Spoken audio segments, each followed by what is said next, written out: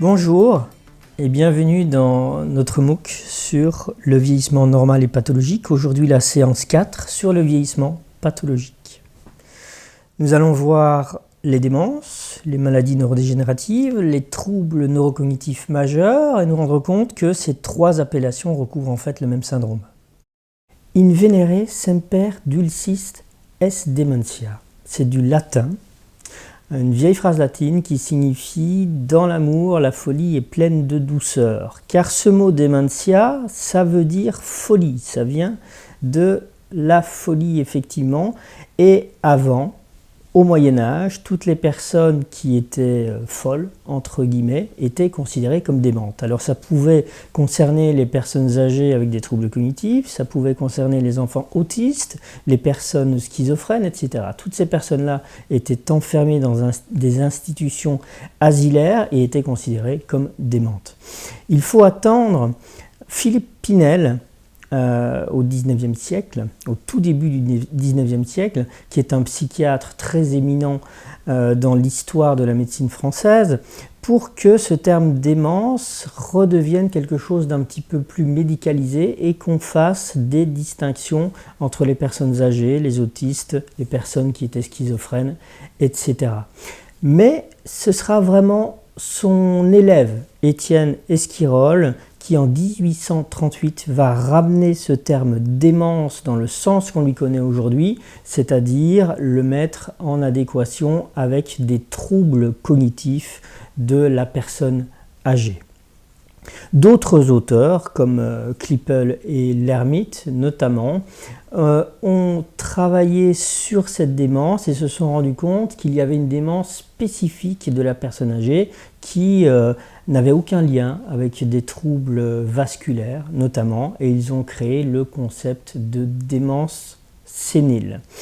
Enfin, derniers auteurs, Kraepelin, et Alois Alzheimer notamment se sont rendus compte qu'il existait des démences séniles qui apparaissaient avant l'âge de 65 ans et ils ont donné cette terminologie de démence présénile qui est devenue rapidement la maladie d'Alzheimer. Avant d'aller plus loin, juste se rendre compte que ce terme démence est resté dans le contexte populaire et juridique, notamment avec cette petite conception de folie, et on peut retrouver, notamment dans des vieux codes pénals, des appellations de démence. On dit par exemple il n'y a ni acte délictueux lorsque le prévenu était en état de démence au moment du forfait. Démence et maladies neurodégénératives. C'est donc en 1907 que le docteur Alois Alzheimer va décrire son premier cas de maladie d'Alzheimer.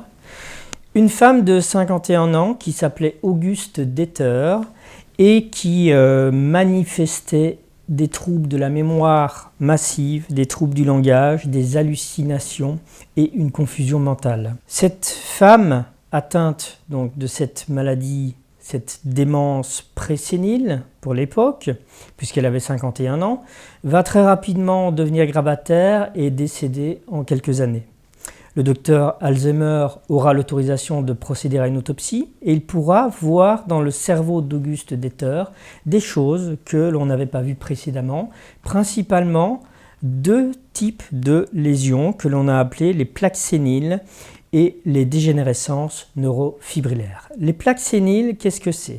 Les plaques séniles, ce sont des dépôts, on va dire des espèces de déchets qui s'accumulent entre les neurones. Il s'agit d'un peptide qui s'est mal dégradé et qui est devenu toxique. Il va s'accumuler, ce peptide, et il va finir par étouffer tous les neurones avoisinants, créant leur mort. C'est le premier effet, on va dire, la première corrélation importante avec la maladie d'Alzheimer.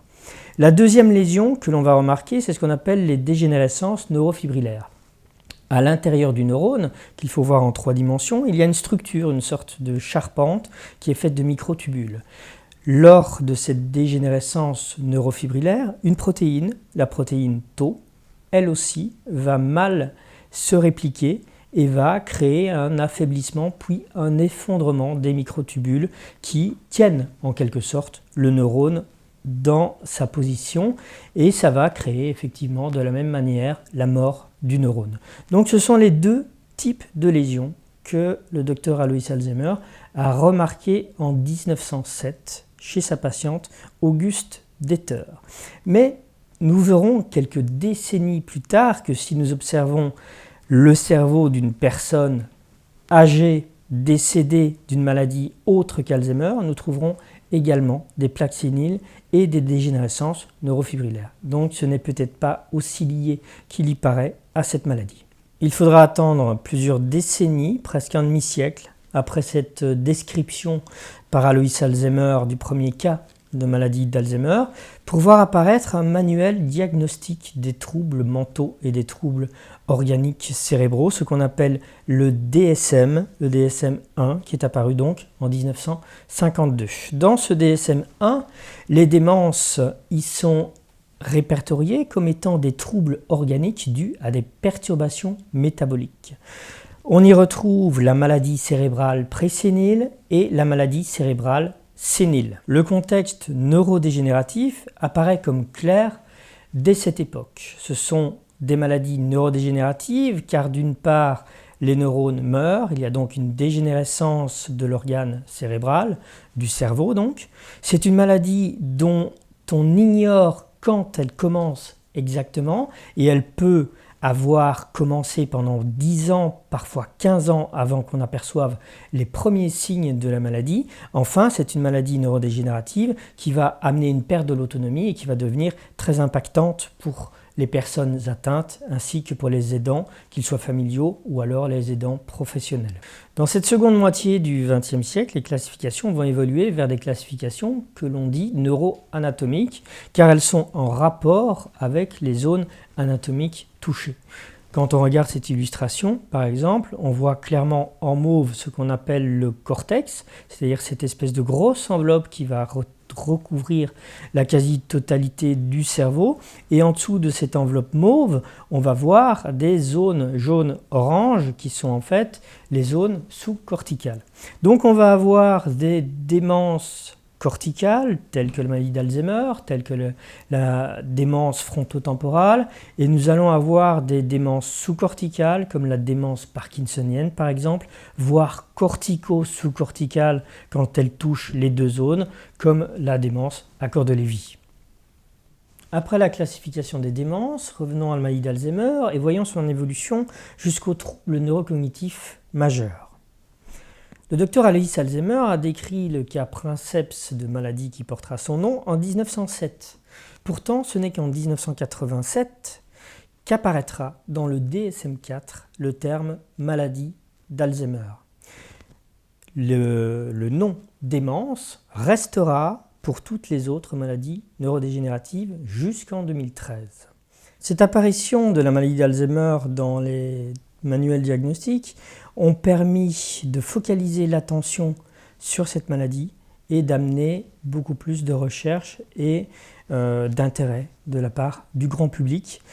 Raison pour laquelle des plans nationaux ont été programmés, le premier entre 2001 et 2005, le deuxième entre 2005 et 2008 et le troisième plan Alzheimer entre 2008 et 2012. On s'est quand même rendu compte que le terme d'Alzheimer était trop restrictif par rapport à l'ensemble des maladies neurodégénératives, ce qui a amené un quatrième plan en 2014 qui s'appelle désormais le plan maladie neurodégénérative. Donc on peut voir au travers de toute cette évolution qu'on a pu faire repartir, faire ressortir progressivement le terme démence qui avait une connotation très péjorative comme on a pu le voir dans la seconde séquence de notre MOOC sur les représentations sociales et amener progressivement quelque chose de moins délétère comme appellation. Au bout de cette évolution est apparue en 2013 la 5e version du manuel DSM des troubles mentaux dans lequel le terme démence n'apparaît plus. Il a été complètement retiré et il est remplacé par le terme trouble neurocognitif majeur, donc un trouble neurocognitif majeur qui peut être dû à une maladie d'Alzheimer, qui peut être dû à une dégénérescence frontotemporale, qui peut être due à une maladie de Parkinson, qui peut être encore due à une maladie à corps de Lévy, etc. Je vous expliquerai ces maladies dans quelques instants, pour en tout cas les principales. Voyons à présent les principales affections neurodégénératives en dehors de la maladie d'Alzheimer que nous approfondirons dans la séquence suivante.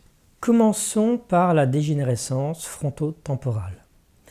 Cette dégénérescence frontotemporale attaque l'avant du cerveau, le front, d'où frontotemporal. Ça peut toucher la tempe également.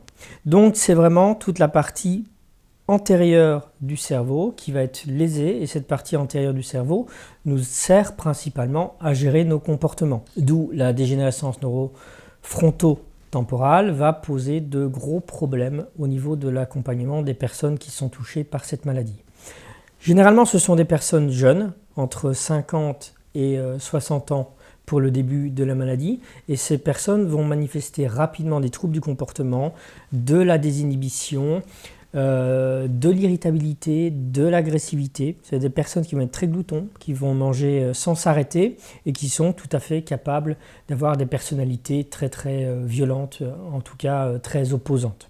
Donc cette dégénérescence frontotemporale est un problème très important au niveau de l'accompagnement en EHPAD. Une autre affection neurodégénérative, c'est la maladie à corps de Lévy. La maladie à corps de Lévy, c'est la même maladie que la maladie parkinsonienne, c'est-à-dire que ce sont des petites inclusions qu'on appelle des corps de Lévy qui vont provoquer des lésions, généralement dans les parties motrices du cerveau, mais parfois ça commence dans les parties corticales. Donc la différence entre la maladie de Parkinson et la maladie à corps de Lévy, elle est grosso modo arbitraire. On considère que si les lésions sont présentes au niveau moteur 1 an avant qu'apparaissent des troubles cognitifs, on est dans une maladie parkinsonienne. Si à l'inverse, on a des lésions au niveau cortical avec des signes cognitifs avant d'avoir des problèmes moteurs, on est dans une maladie à corps de Lévy. Pour une maladie à corps de Lévy, il y a une triade diagnostique précise, une fluctuation très importante de la vigilance, des hallucinations visuelles très détaillées, on appelle ça le phénomène du compagnon imaginaire, donc des visions extrêmement détaillées de quelqu'un qui nous accompagne par exemple, et encore des chutes, des syncopes qui sont très fréquentes. Donc il faut faire attention à ce type de maladie car les personnes vont rapidement se retrouver en fauteuil roulant.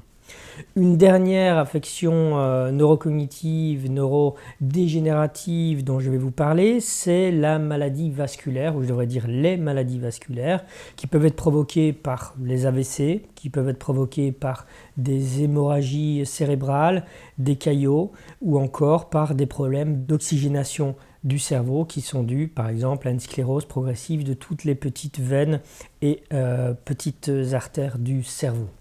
Donc ça va provoquer au grand âge des lésions de plus en plus importantes qui vont évoluer en paliers, comme on dit. Donc pendant tout un temps assez long, il va y avoir un plateau au niveau du fonctionnement cognitif, et puis une chute brutale, et puis à nouveau un plateau, et puis de nouveau une chute brutale, avec souvent une espèce de changement de personnalité qui est décrite par les proches.